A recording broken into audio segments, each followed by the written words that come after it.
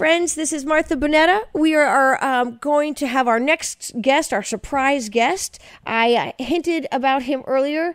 I teased that he was coming on, and lo and behold, he is with us. And this is Pete Snyder. He's an American entrepreneur. He's a self-made businessman.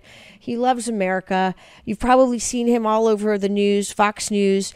You know, he's an outsider. And as I was saying earlier, you know, the American people are craving an outsider to come in and shake things up. You know, there's this hunger, there's this drive all across Virginia, all across our nation. People want somebody to come in who's not a career politician to shake things up and to really be able to speak for everyday hardworking Americans. You know, I travel all over the country and I speak with people from every walk of life. And one of the reasons why they love Donald J. Trump is because they felt like for once, finally, there was somebody who wasn't a career politician, who wasn't an outsider, who could come in and speak for them and fight for them. And that's really what we're seeing time and time again. So it's my pleasure to bring on the disruptor himself, the barbecue master, Pete Snyder. Good morning, Pete. Miss Martha, great to be with you and all your listeners. Yes. You have been an absolute freedom fighter, and you're a downright folk hero in Virginia, and now across the nation for everything that you're doing. So it's a real pleasure. That was Fredericks asleep right now? He takes more vacation than anyone I know. I mean, he's got to be worried because you're going to fill that chair. I mean, I think he's going to be booted out pretty soon. Well, I'll tell you, you're doing a great job this morning. Everybody is listening to the show. I've had WAPO contact me. Now I'm doing a Fox hit that I wasn't doing before I got on the show. This show has had more listeners than probably in the history of the show ever existing. The phones have been blowing up, text calls, and so all eyes are on Virginia, Pete. All eyes are on Virginia, and all eyes should be on John Frederick's back. John, you're going to lose your job. But no, it's really you've nailed it, Martha. All eyes really are going to be on Virginia in the years coming ahead. There's more congressional races, really kind of on the battle line here in 2018. Obviously, the Senate race as well, and then next thing you know, we're going to be one of the only games in town next year in 2019. And then you have the presidentials where Virginia always plays a major factor. And, we need to make sure that Virginia goes red again, rock the red like the Caps did last night. That's right. And then you have 2021. So we have a number of years ahead of us where Virginia is going to be front and center in the national spotlight. Well, absolutely. And I'm a little bit of a rebel, as you know. I like to stir things up, and when it comes to creating more freedom, more opportunity, more pro-individual freedom, more opportunity for entrepreneurs. And I feel that we do need to disrupt, because if we don't, then we're going to, be in this stagnant place where there isn't hope. We aren't seeing more jobs come in. There's not more opportunity. And you are the king of disruption. And so I was hoping we could talk to our listeners, talking about, the future of Virginia. What does that mean? How do we create policies that are pro-individual freedoms, pro-business? How do we shake things up and really create opportunity, not just today, but for future generations to come? Certainly, Martha. I mean, you hit the nail on the head.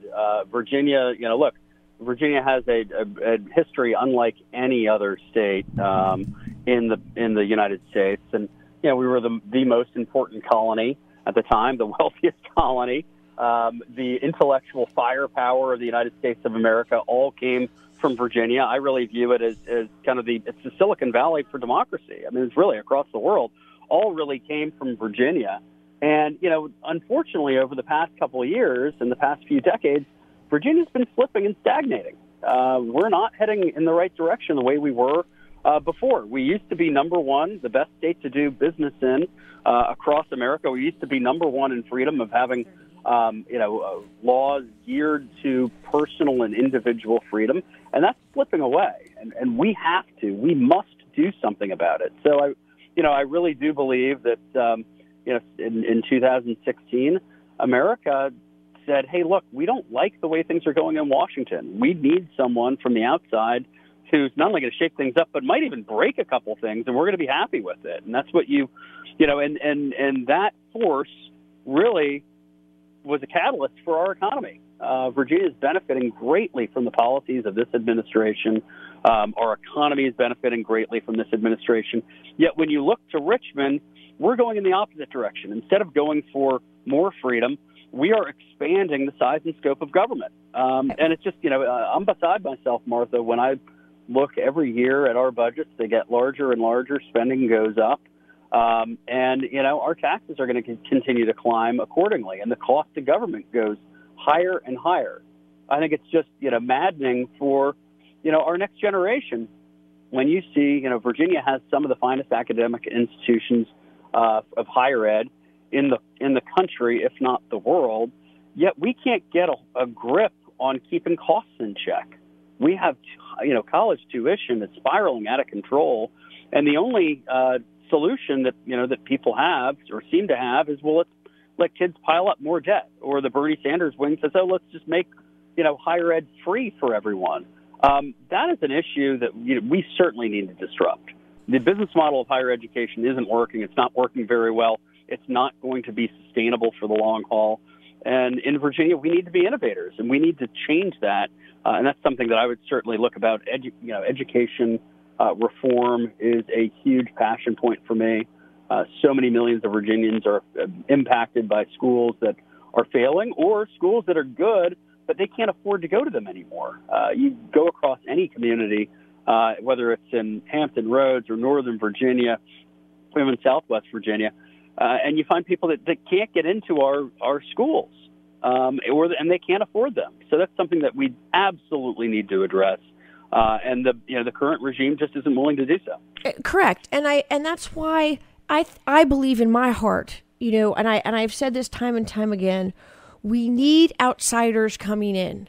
We need business people that can bring their business expertise to the table, because oftentimes we keep bringing into office the same kind of candidate that has a career path that has been entirely in office.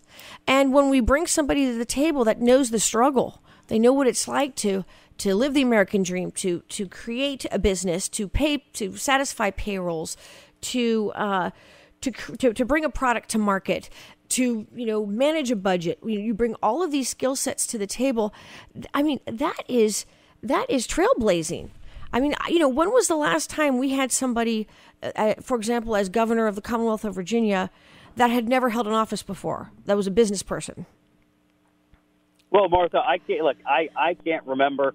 It's been a heck of a long time, and you're kind for the words that you said. I've been very blessed in my career, and to work hard and have things work out for me. And look, I love being an entrepreneur. I absolutely love it, and I'd like to believe that when you not only sign the front but also the back of a paycheck, that you can bring a lot of value to the table, and we need that. That's why I'm particularly excited about. Well, let me ask Denver you. Riggleman is going to make a great impact in Congress based on his entrepreneurial experience. And I think we need more folks in the process that haven't been career politicians, that haven't been having the cost of government continue to go up, and we need to shake things up a little bit. Let me ask you this. There's been a lot of people talking, a lot of people hoping that you would consider running again. And I'm hoping you can answer it now on the air. I don't mean to put you on the spot, but I'm when I announced that you were coming, my phone got blown up with people, wanting to know, please ask him if he's going to run. We need Pete. We need a businessman. We need somebody with his, outside knowledge to come in. I mean, Virginia is ranked 38th out of 50. And so, please let us know, will you consider running? Martha, you are very kind. Your callers are kind. I'm not going to make news here. Look, I will tell you this, and you were a huge help in 2013 for me and so many of your followers and the listeners here. I loved running for lieutenant governor in 2013. I had a blast. We had a clear vision on bringing big ideas to the table for the Commonwealth. And, I think were we successful, I think we would have done some amazing, amazing things. In 2017, it wasn't the right time for me. and I was very, very happy to serve as chairman of Ed Gillespie's campaign. I think he ran a smart, policy-driven campaign, and it just was, it was a bad year. So, I have not given up my love for the Commonwealth. I unfortunately think our problems are getting larger versus going away. And, I certainly, keep the door open to taking a good hard look at 2021. And if I can help the Commonwealth and it's the right time for me, God bless, I'd do it. Thank you for that. Thank you. And I didn't mean to put you on the spot on the show. So Martha, don't hold that against me. On the spot. Come on, your listeners know. Yeah. Okay. So but I love it. But in any event, I want to ask you this then. What do you think is the fundamental problem we are having? We just passed Medicaid expansion, Obamacare, in the General Assembly. And I've been traveling all over the Commonwealth, and our base is predominantly, I've never had anybody jumping out of their seat saying, "Oh, Martha, praise the Lord, we passed Obamacare in the Commonwealth of Virginia." I haven't heard that yet. I mean, maybe everybody in the studio here is laughing, but I have not had anybody, jump out of their seat and say, "Hallelujah, we have Obamacare in Virginia." So people feel, they feel betrayed. They feel, their hearts are broken. They're determined to fight back. I mean, what can we do here? What needs to be done here? Well, Martha, it's a simple fact of people want you to keep your word. So when you're running for office or you're seeking office and you're promising everything in the world and you're saying that you're going to hold the line and you're making a boogeyman out of Obamacare, which you should, because it is not the right direction for our country. It'll be crippling to our country over the long haul and to the Commonwealth of Virginia. And so when you promise people that you're going to hold the line and stick to your conservative principles, and then you get back in office and you cozy up with the special interests and you reverse course, people have a right to be pissed. Bet they do. And that's why you find time and time again that people want to clean house. They do. They don't want to have the same old typical career politicians who do one thing or say one thing and then end up doing another. They like folks with backbone and spine, and also folks who can't be bought. Martha, that's one of the benefits. I think for Denver, I've heard him talk about this. It certainly rings home for me. I think it rings home for you. It sure does. I'm not beholden to anyone. You're not beholden to anyone. No, I'm not beholden to anyone. No one can buy me. That's right. And and if I'm ever in a public policy position, like the way I do in my personal life, you're going to want to do the right thing. That's absolutely right. You want to do the principled thing, and that's what matters most. I'll tell you, those words that you just said. Wow, I loved it because you know what? Guess what? Liberty and freedom are not for sale. And we see it time and time again where our freedom and our liberty is sold at the altar of greed and power. And to hear you say those words rings true. In fact, I have Catherine Orrin here with me, and she just got a text from somebody in what was it, the 2nd Congressional? I don't know, 4th Congressional. And tell Pete Snyder what that text said. That text said, is Pete going to run for governor? They'd like to see that. Yeah. Please run, Pete. So, and so, you've got a lot of love out there. We do need to clean house because, we, the people, there's nothing we disdain more from our elected is when we're told one thing to our face, we're promised the world, the sun, the moon, the stars, and then our elected that we put our trust into, we put our love, our hard work, our faith into them to represent we the people, to serve we the people, to give us more prosperity, more hope, more opportunity. And then they take that faith and they crush it and destroy it and betray us, and they do the exact opposite. That is devastating. And so, we need more outsiders that are going to come in, not be beholden to lobbyists, special interest groups, come in and really serve the hardworking people. And that's why this president has been so loved. That's why business people, outsiders, Danville Riggleman, there is so much excitement about having somebody come from outside of the political world. Well, Martha, again, I think people are tired of having this great Commonwealth of ours slip behind or at a minimum go sideways. And, we need to have policies that embrace freedom, that don't make our government larger, that allow people to make decisions on their own, and really unleash the power of all of our communities and our Commonwealth. We need to be able to take on the special interests in higher ed and also just really unleash our economy here. So, look, I look forward to working with you so and your much, listeners Pete. on the campaign trail in the coming years, and making sure we have folks like Denver and work to do. But Virginia's going to get better, Martha. Thank you so much. This is Pete Snyder, the king of disruption, joining us on the show today. Thank you so much, Pete. All right, thanks, Martha. Love you. Thank you. Love you too.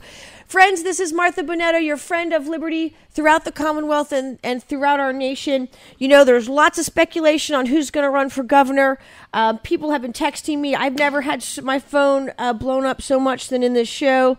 Let's see. People are telling me Bill Stanley is a possible runner for either Attorney General for the Commonwealth of Virginia or governor. We have Rob Whitman. We have Bryce Reeves. Who else are we getting texts from? Quite a few other people. It's going to be a crowded field. All of these individuals are all great men that I've had the honor and privilege of knowing. Some of them have served our country either through serving our country through the military or, currently in service on the Hill or in the General Assembly.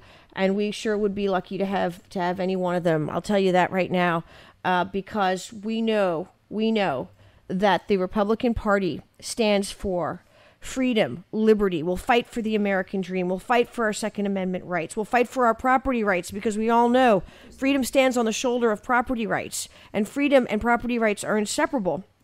We know that they'll protect us and keep our homes and our community safe. And we know that they will fight back against tax hikes.